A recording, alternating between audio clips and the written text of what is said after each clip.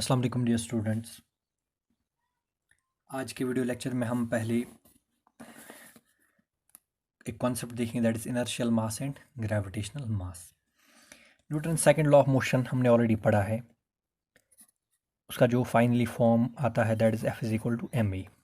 यहाँ पे मास of body involve होता है। ठीक है, तो जो मास बॉडी का डिफाइन होता है using Newton second law of motion, that mass is called as inertial mass. That mass is called as inertial mass and it is related with property of inertia of the body. तो यहाँ से हम define करेंगे m is equal to F divided by A. ठीक है, दूसरा मास जो define होता है कहाँ से? Newton universal law of gravitation से। जैसे मैं कहूँगा F is equal to G M divided by R square. मान लीजिए एक बॉडी है जिसका मास स्मॉल एम है, सरफेस ऑफ अर्थ पर रखी हुई है, ये पोजीशन है O, mass m, radius r। एक और बॉडी यहाँ पे रखी जिसका मास है स्मॉल m। ठीक है, तो इसका मास अगर हम डिफाइन करेंगे तो m किसके बराबर होगा? f divided by G M by R square. और G M by R square को हम मान सकते हैं इंटेंसिटी ऑफ ग्रेविटेशनल फील्ड। तो m बराबर होगा f डिवाइडेड बाई आई। तो यहाँ से डिफाइन जो होगा mass, that will be called as gravitational mass. तो gravitational mass is related with gravitational force of earth on the body and is defined by Newton's universal law of gravitation. It can be given by the ratio of force with field. ठीक है, जबकि ये निकाला जाएगा force with acceleration, that is called as inertial mass. ये लगभग same है, almost same है, but there is one difference कि इनर्शियल मास बाकी बॉडीज के होने से चेंज नहीं होता, उसमें कोई फर्क नहीं पड़ता है।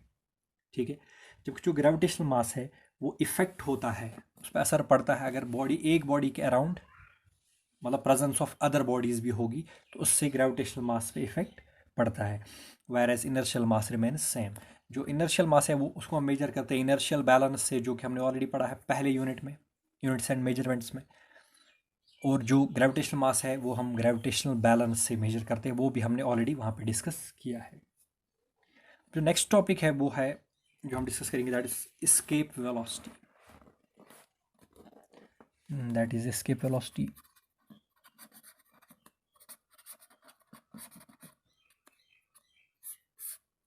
एस्केप वेलोसिटी, एस्केप का मतलब होता है बच के निकलना। ठीक है, तो बच निकलने के लिए जो वेलोसिटी चाहिए that's called as escape velocity. हम सिंपल लैंग्वेज में कह सकते हैं, लेकिन यहाँ पे किसको एस्केप करना है, किससे एस्केप करना है, ये पहले समझना है। मान लीजिए हमारे पास, सपोज हम अर्थ की एग्जांपल लेंगे सिंपल। ये अर्थ है, सेंटर इसका ओ है, मान लीजिए रेडियस कैपिटल आर है और मास इसका m है। इसके ऊपर एक बॉडी है। ठीक है, अगर आप इस बॉडी को आप ऊपर फेंक रहे हो तो after some time it comes down. ठीक है, अगर आप इसको और ज़्यादा वेलोसिटी से फेंकोगे तो ऊपर जाएगी, कुछ टाइम के बाद वापस आएगी। ठीक है, ये इसीलिए वापस आ रही है क्योंकि इस पे जो अर्थ का ग्रेविटेशनल पुल है वो ज़्यादा है as compare to its kinetic energy. यानी कि जो काइनेटिक एनर्जी आप दे रहे हो उसको, जिस काइनेटिक एनर्जी से आप इसको फेंक रहे हो, वो काइनेटिक एनर्जी फिर डिक्रीज हो जाती है क्योंकि इसके ऊपर लगता है ग्रेविटेशनल फोर्स। तो अगर हम इसको इतनी काइनेटिक एनर्जी देंगे, इतनी वेलोसिटी देंगे, मैक्सिमम ये इतनी ज़्यादा वेलोसिटी देंगे, तो ये एक बार निकल गया अर्थ से फिर ये वापस नहीं आएगा। यानी कि ग्रेविटेशनल फील्ड ऑफ अर्थ को एस्केप करेगा और कभी वापस नहीं आएगा खुद। उस मिनिमम वेलोसिटी का वैल्यू क्या होता है? That value is defined as escape velocity. तो वो मिनिमम वैल्यू ऑफ वेलोसिटी जिस वेलोसिटी से हमें बॉडी को प्रोजेक्ट करना होगा या फेंकना होगा, सच दैट वो अर्थ के ग्रेविटेशनल फील्ड को पार करे और कभी भी वापस ना आए, तो उसको कहेंगे escape velocity for earth. Escape velocity for earth. तो इसकी डेफिनेशन हम लिखेंगे, ये हमने एक सिंपल डेफिनेशन लिखी यहाँ पे एस्केप वेलोसिटी की। Escape velocity of any planet या on any planet is defined as that minimum velocity with which a body has to be projected so that it just crosses the gravitational field of the planet and never returns on its own। यानी कि वो minimum velocity जिससे उसको फेंकना है उस planet से, अर्थ से, तो अर्थ की वेलोसिटी होगी, अर्थ के लिए इसकी वेलोसिटी होगी, सच दैट वो ग्रेविटेशनल फील्ड ऑफ प्लेनेट या अर्थ को क्रॉस करे और कभी भी वापस ना आए खुद, जब तक ना उसको लाने के लिए मजबूर किया जाए। That minimum velocity is called as escape velocity. अब इसके लिए हमें फॉर्मूला निकालना है। हमने कल देखा कि कोई भी बॉडी जब अर्थ पे है, अर्थ की सरफेस पे है, तो it is bound to earth. It is bound to earth with how much energy, that energy is called as gravitational potential energy, और उसका फॉर्मूला क्या है, U is equal to minus G mass of earth, ठीक है, mass of body divided by, अगर surface पे रखी हुई है तो रेडियस ऑफ अर्थ का स्क्वायर, ठीक है। ये है स्क्वायर नहीं आएगा एनर्जी में, आर रेज़्ड पावर 1 आएगा, ठीक है। तो इतनी नेगेटिव एनर्जी से ये बॉडी जो मास m की है ये बाउंड है अर्थ के साथ। मान लीजिए ये -10 जूल है, सपोज इट इज़ -10 जूल, ठीक है। तो निकालने के लिए हमें कितना देना है, +10 जूल यहाँ से, और वो हम किस फॉर्म में देंगे, हम इस बॉडी को हीट नहीं करेंगे, ये बाहर जाएगी नहीं, इस बॉडी पे रेडिएशन नहीं डालेंगे, नहीं, इस बॉडी को प्रोजेक्ट करेंगे, इसको फेंकेंगे, तो काइनेटिक एनर्जी देंगे, मैकेनिकल एनर्जी देंगे। मान लीजिए इसको एस्केप करने के लिए जो वेलोसिटी चाहिए दैट इज़ वी, तो काइनेटिक एनर्जी कितनी चाहिए, 1/2 ऑफ mve²। तो वो काइनेटिक एनर्जी और इस पोटेंशियल एनर्जी का मैग्नीट्यूड जो है वो बराबर होना चाहिए, तभी वो बॉडी इस जस्ट एस्केप कर सकती है, ठीक है। तो mm कैंसिल हो जाएगा, यहाँ से ve², एस्केप वेलोसिटी का स्क्वायर किसके बराबर आएगा, ये देखिए 2j, नेगेटिव साइन को इग्नोर करना है, हम यहाँ पे मैग्नीट्यूड को इक्वेट कर रहे हैं। अगर वो -10 है वो +10 है, माइनस और प्लस का मतलब ये हुआ कि ये ऑलरेडी लॉस हुई है, अब यहाँ से दे रहे हैं तो मैग्नीट्यूड बराबर होना चाहिए, तो माइनस साइन को इग्नोर करेंगे हम, ठीक है। v² is equal to 2gm divided by r, ठीक है।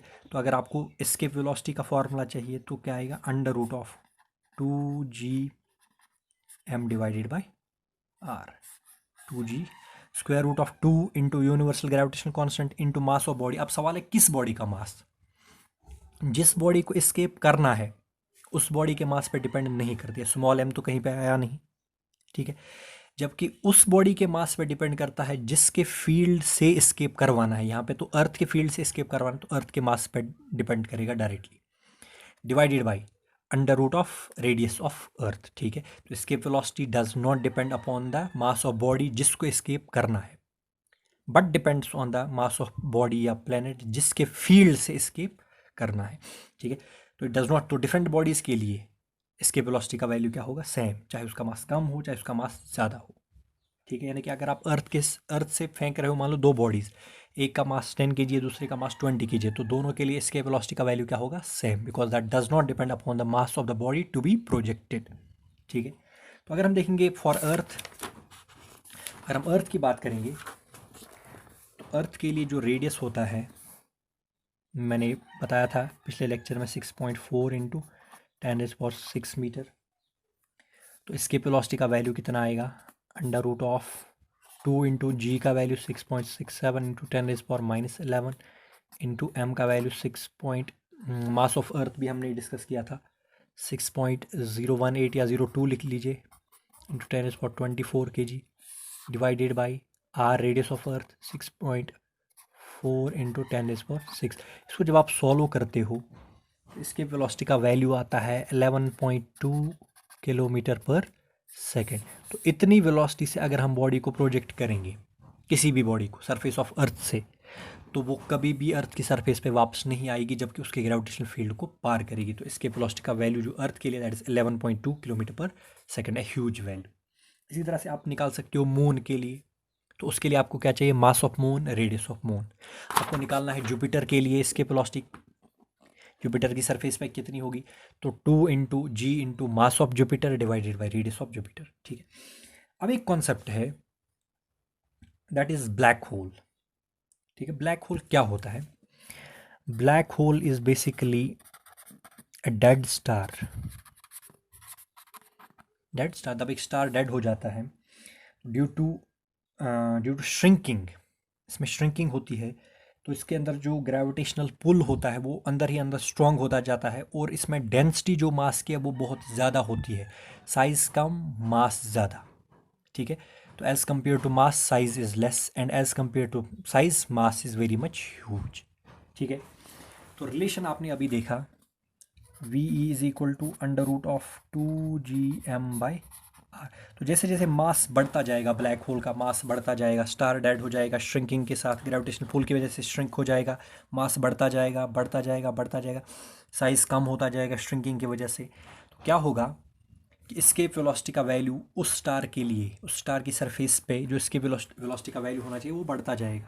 ए टाइम रीचेस साइज़ इतना कम हो जाता है, मास इतना बड़ा हो जाता है कि एस्केप वेलोसिटी का वैल्यू जो है वो अप्रोच करने लगता है to the velocity of light in vacuum, यानी कि 3 × 10⁸ मीटर पर सेकंड के नज़दीक पहुंचता है, जब यहाँ कभी उससे ज़्यादा भी हो जाता है।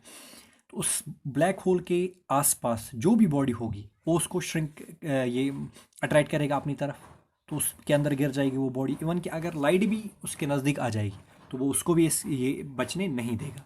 ठीक है, ये बिकॉज इसीलिए कि एस्केप वेलोसिटी का वैल्यू उस ब्लैक होल के लिए बहुत ज़्यादा हो जाता है। ठीक है, तो वो सारे इवन लाइट को भी एब्जॉर्ब करता है, तो इसीलिए इसका नाम क्या है, ब्लैक होल। तो वो कॉन्सेप्ट हम समझ सकते हैं from the concept of escape velocity.